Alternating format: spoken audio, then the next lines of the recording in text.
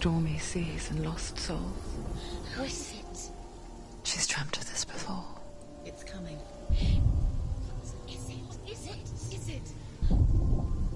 They say dreams are visions of our memories, thoughts and fears, as seen by our inner eye.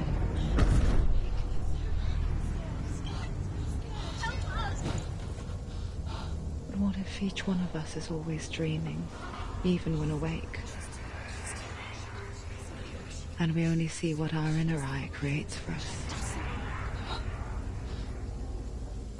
Is this what hell is? A world shaped by Senua's nightmares. Maybe that's why people fear seeing the world through our eyes. Yes, she's scared. Because if you believe that Senua's reality is twisted, you must accept that yours might be too.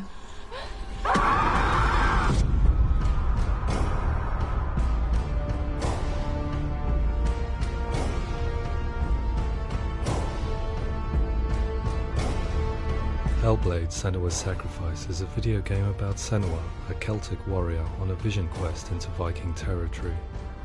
But what sets our hero Senua apart is that she suffers from severe psychotic mental illness. He knows she's getting closer.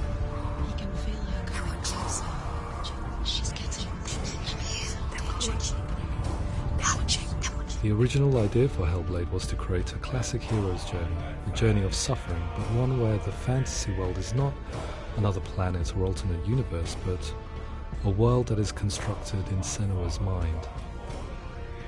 But to do so would mean putting psychotic mental illness at the center of the experience, a subject that is still considered taboo, and a challenge that was both terrifying and exciting in equal measure. In Hellblade, the starting point was a newly discovered Celtic goddess called Senua in Ashwell, Hertfordshire. When first discovered, her name was thought to be Senua, a name which I liked and kept. I wondered if Senua might have been a Celtic warrior like Boudica who stood up to the Romans. While the Romans had conquered all of Europe, there was a group of Celts up in the furthest reaches of the Roman Empire that could not be conquered, the Picts. And so the Romans built a wall, called Hadrian's Wall, that spans across Britain from sea to sea to keep the Pictish barbarians at bay. The Picts were known for their war paint, painted on with woad, and their matted hair clumped with lime. And so Senua would be a barbarian Pict in this image. What's your name?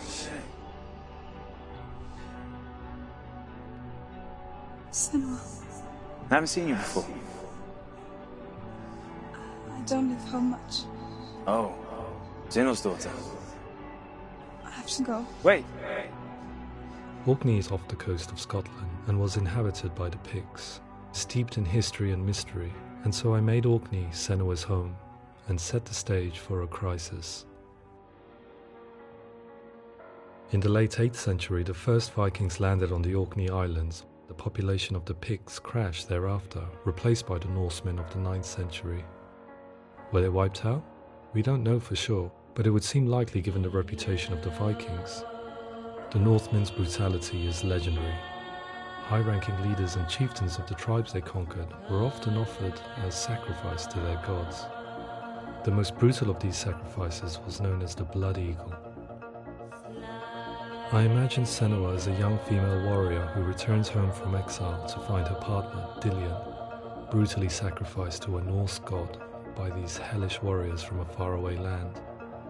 I imagine the horror of this moment and how it would have dragged her deep into mental torment.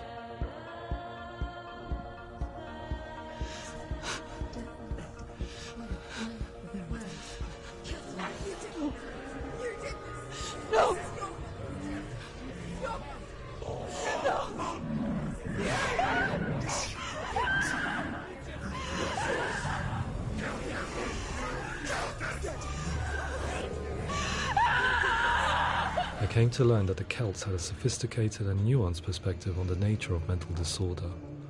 One term they used was gelt. A gelt is a man or woman who has been driven mad by a curse, battle trauma, or grief. The gelt would take to a life in the woods in search of penance, punishment, and purgation. And so Senua became a gelt, cursed by darkness, looking for redemption in the wilds. Another word the Celts used in reference to mental disorders was druth, meaning fool, or Liar. one who utters the words of God. They tell of the mad sinner who flees battle into exile and takes on a beastly nature, growing feathers on his body.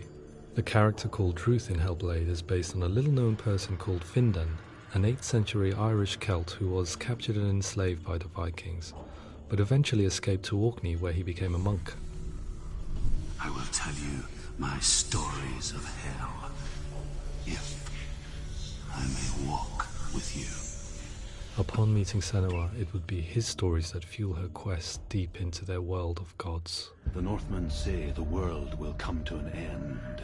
The sun will grow black, the earth will sink into the sea, the stars will disappear, fire and water will meet, flames will play against the sky. The heavens and earth and all the world will be burned, all the gods will be dead, and the warriors of Valhalla and people everywhere. Prepare yourself for Ragnarok, for it is nigh. So the stage was set for a new adventure, a journey into the Norse underworld called Hell, a vision quest fueled by madness and myth, a fantasy that was created by Senua's own mind, and one that we would experience through her eyes. This is your mission. This is your quest. There is nothing else left. To make a game about a warrior with psychotic mental illness as its central theme was fraught with danger. Mental illness such as psychosis is still taboo and rarely acknowledged in a century of cinema, never mind the new medium of games. Where it does feature, it often conflates psychosis and psychopathy associated with a lack of empathy. It is unfortunate that these two words sound so similar that they are used interchangeably in media. I must admit that I didn't have to look very far to discover my own ignorance of the subject. So we reached out to Paul Fletcher, psychiatrist and professor of health neuroscience at University of Cambridge. Psychosis is a descriptive term, and it refers to having a loss of contact with objective reality. So it's characterized by two main sets of symptoms. One of them is hallucinations, where somebody experiences perceptions when there is no actual objective thing out there to perceive. You're already dead. Who are you? And the other is delusions, where somebody comes to very often bizarre, unpleasant, frightening beliefs when there's no good evidence in favour of them. There's no doubt about it. The source of the darkness is in Helheim. And the goddess Hela holds his soul there. We reached out to Welcome, a biomedical research charity that spends billions on research and awareness programs aimed at improving health. Mental health hasn't always been presented in the media in a way that is particularly helpful.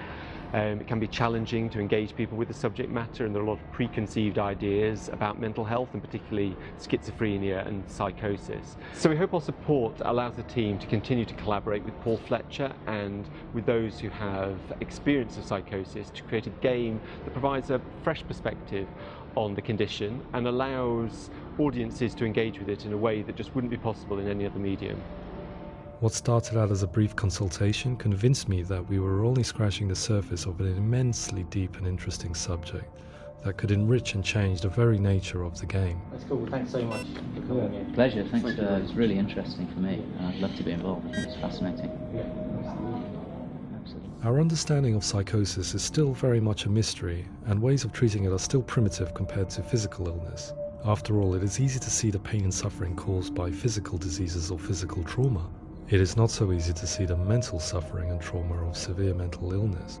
But what if we could find a way to see it? Games are capable of drawing you in for hours on end, playing the role of a character who is different from you, experiencing their perspective, and actively involving you in a world that functions with a different set of rules.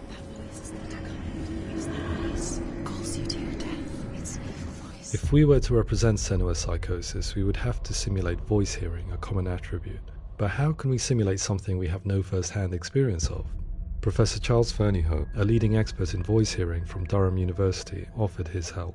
Hearing voices is an experience that is usually associated with severe mental illness, and crucially we know that hearing voices is a part of ordinary life for many people who don't meet the criteria for mental illness.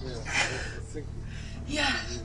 Oh, that's not him in real life. We know voices vary according to where they appear in space. Voices can appear far away in the distance, they can appear right there in your ear, they can seem to be coming from inside your head. Based on the information Professor Fernie Ho provided, I put together a sound brief and invited some actors to the studio. We recorded the actors using a binaural microphone, which records the 3D spatial position of sound, replicating the way sound is heard by human ears. It gives you an incredible sense that the person you are listening to is right there beside you. Can't see where she's going.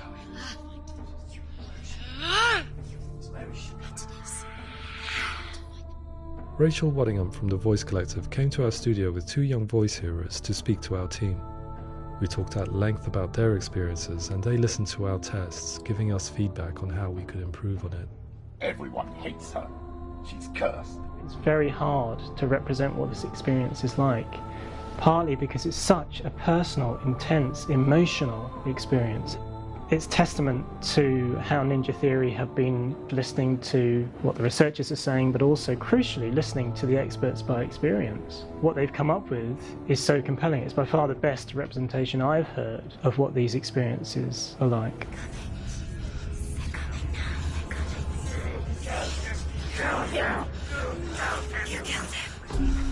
Other common attributes of psychosis are visions and flashbacks.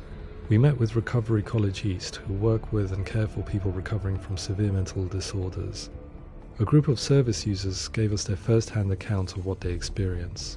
Sometimes when the visions or what we're seeing is too much, it becomes more difficult until eventually we perhaps don't see anything. The people we spoke to, the stories they told, were fascinating, harrowing and mind-boggling.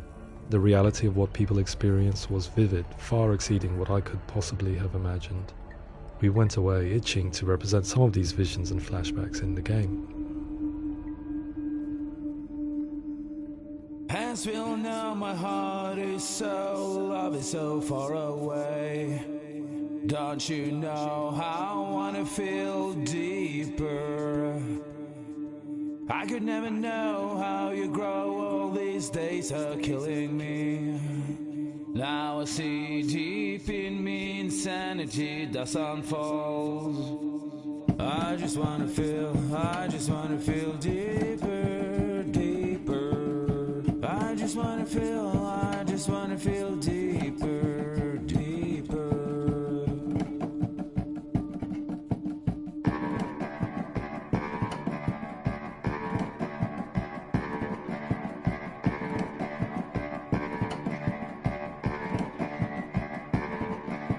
As we all know, my heart is so, love is so far away. Don't you know how I wanna feel deeper? I could never know how you grow, all these days are killing me.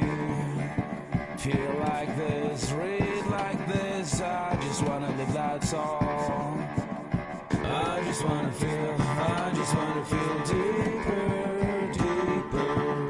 I just wanna feel deeper, deeper.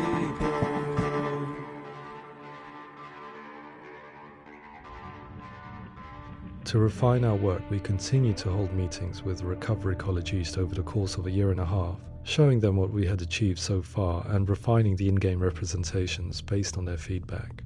With their help, flashbacks, visions and changes in perception were woven into the story and gameplay of Senua. The students that are involved in this project are incredibly excited about being involved. They have described the experience as being important because it values their lived experience and shows that despite what we have been through, all of that experience becomes valid, that actually it's something that we should all be talking about. The experiences described range from beautiful to frightening beyond comprehension. I heard of a girl who has to live with an angry voice screaming at her, slamming on her doors and walls 24 hours a day.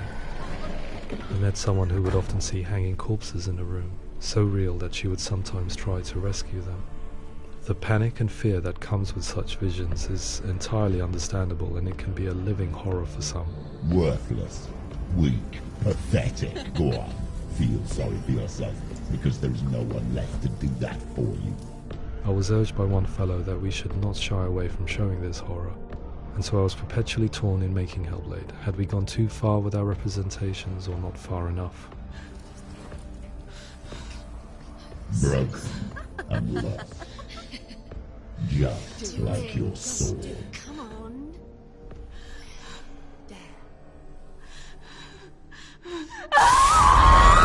In some ways, voice hearing and visions were the low-hanging fruit, so to speak. There's another aspect of psychosis that is much harder to explain, but one that I think video games are uniquely able to represent, which are often called delusions. People begin to see patterns in the world. They begin to link things that most people wouldn't link. Most of the things that we might think would be coincidence or, not worth commenting on. Nevertheless, that might have a particular salience or importance for them. One individual described how everyday words, sounds, colours and objects were steeped in meaning to him, forming a strange and sinister puzzle that he was determined to solve but could not quite get to the bottom of. It's not just brain dysfunction. It's not like the system shut down. It's actually an incredibly creative process. The person creates a world populated with voices and phantasms and terrors, and they're completely immersed in it. They believe in it. We often invite people into the studio to play the game. In one of our playtests, they played through much of the game, making associations between runes, secret messages, and the threat of darkness that stalked them. There are many things that happen in the world of Hellblade that make perfect sense within the context of Senua's mind. The dark rot that's killing her slowly from within, the secret runes of the gods that block her path to Helheim, and strange associations that exist in the game to confuse you. To complete Senua's quest, you have to internalize and accept the logic and meaning behind these things to progress. Afterwards they said that they didn't see much evidence of mental illness in the game. People with delusions of all sorts would argue the same thing, that they are not aware of their experience being abnormal in any way. I need this sword. It's important. Representing perception changes and thinking patterns within Hellblade gives us a set of symptoms common in psychosis. But people with lived experience were keen to emphasize another point, that it is wrong to define a person by their symptoms. Quite often, the illness comes not from the symptoms, but from the stigma, isolation and mistreatment that comes about from the rest of society. They say that I'm cursed. What if they're right? I needed someone to portray Senua, someone who could believably internalize her suffering.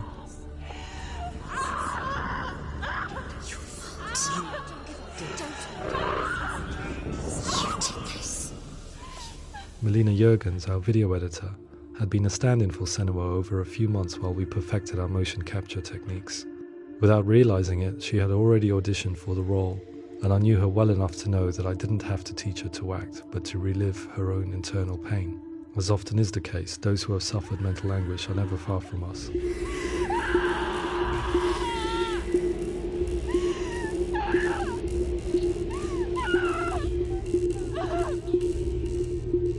My hope is that by creating a compelling and aspirational character in Senua who feels very much real, albeit in a fantasy setting, we can provide a lens into her reality, a different one to yours, and this is where storytelling comes into play. I imagined her life based on common threads in real people's lives. She was always prone to psychosis as a child. Her mother Galina also heard voices and had visions, so perhaps there was a genetic aspect. Or perhaps it was cultural, as she lived within a world without science, of gods and a superstition, as exemplified by her druid father Zimbal. Psychosis developed in her late teens to early 20s and was exacerbated by stigma and isolation at the hands of the clansmen and her father. This darkness. It's spreading. The trauma of seeing her lover Dillian sacrificed tips her over the edge, making her remodel her reality around a concept that connects everything: the darkness. So the question is, what Senua experiences real? Can only be answered by saying, yes, it is real. It is her reality. All of her suffering will have been for nothing. It's just a matter of time. Towards the end of the project, service users and professionals that had collaborated with us were invited to see the near-final game. It was a chance to see if the game had reflected their views or if it had misrepresented them. For me, being involved in especially developing Senua's character has been really important, and being able to bring in my perspective and what I see and what I hear, and having that built into the game has been a real privilege. It's gritty and it's meaty, and there are some tough subjects in there that are being tackled with honesty.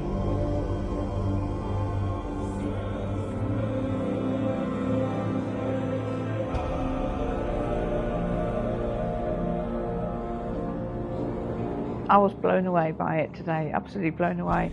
It was just fantastic to get the opportunity to use our lived experience in a very creative way.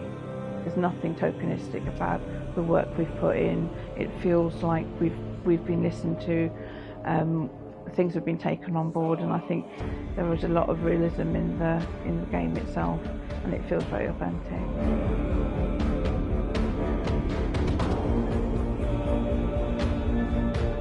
Hellblade will give people a good experience of what it's like to hear voices and have those experiences. I'm glad that the guys at Ninja Theory have asked us to come along and help them build an experience that's positive when it comes out, and get myself a copy and have a go.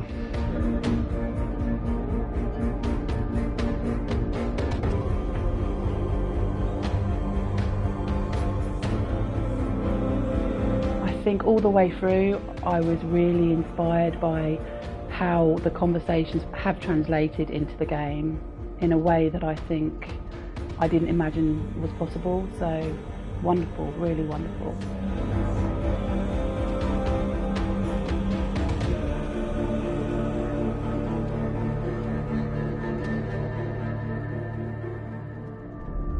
I really hope that others will follow the lead they've set and use the power of something like a video game to change people's perceptions, to increase understanding, and ultimately to make some of the stigma around voice hearing and other experiences go away.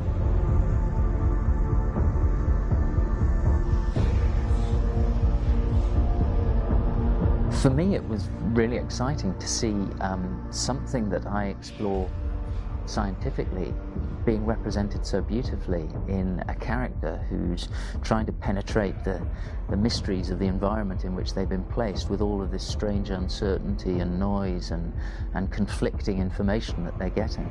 I'm very excited by this way of trying to represent mental illness, because I think it actually might be offering us insights that we wouldn't get from pure scientific explorations, and actually giving us quite an empathic view of what it might be like.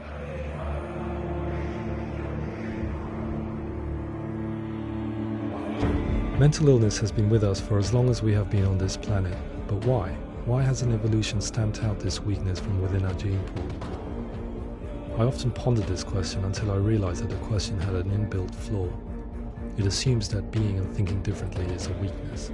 The only reason we have computers, spacecraft, medicine, poetry, art, and yes, even video games is because individuals were able to simulate new abstract realities in their minds and share them with the rest of us. We need people to be willing to see differently in order for us to progress and survive as society. And we need to be open to these new ways of seeing. And it is this spirit that motivated me to create Senua's story and share it with you.